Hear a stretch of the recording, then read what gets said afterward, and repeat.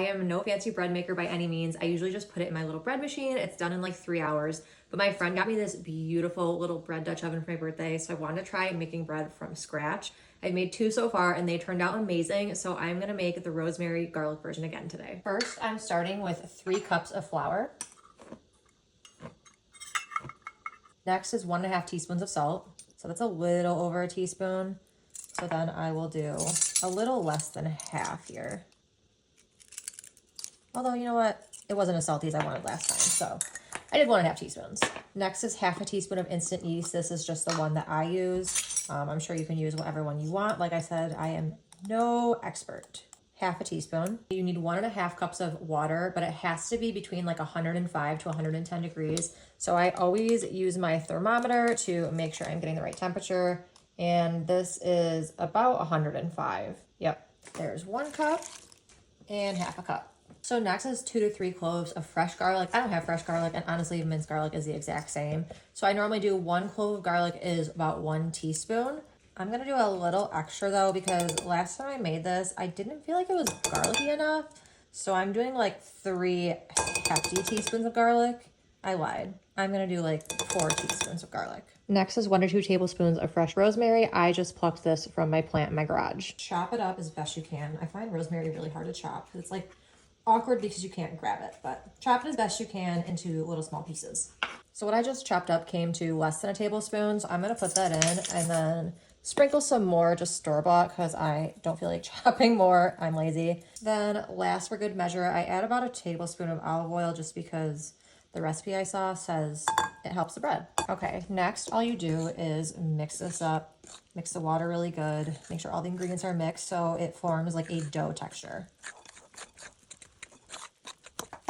Finally, now that it's mixed, you take plastic wrap and make sure it's covered nice and tight. Now I want to look and see where exactly the bread is because we want it to double in size.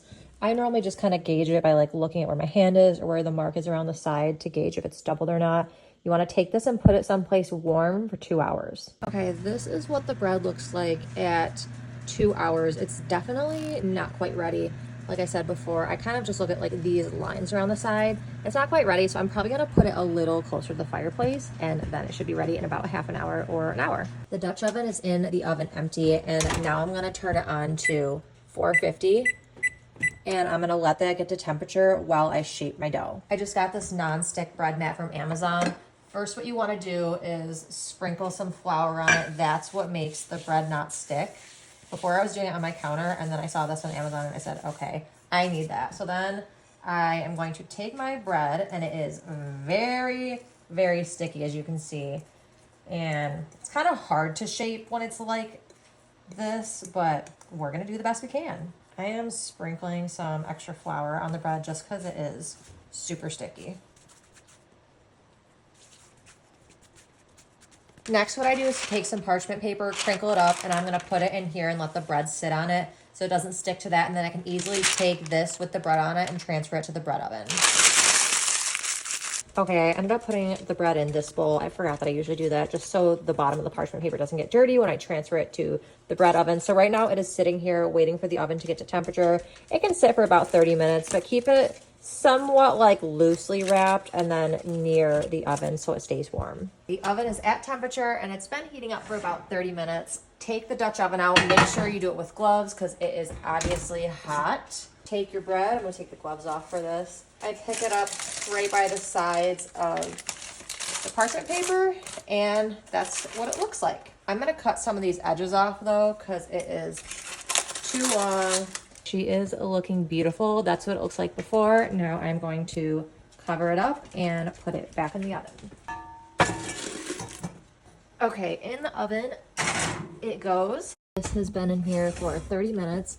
Now I'm taking the top off. That's what it looks like. I am going to leave it in the oven uncovered for about 10 to 15 minutes to let it get more crispy and golden. I just took the bread out after baking it for about 10 to 15 minutes with the lid off, and here's what it looks like. Now I didn't score it. I need to work on scoring. That's not something I've tried fully yet. So if you have any tips, let me know. And after a few hours of working on this bread, it's finally ready to be cut. And it's perfect rosemary garlic bread.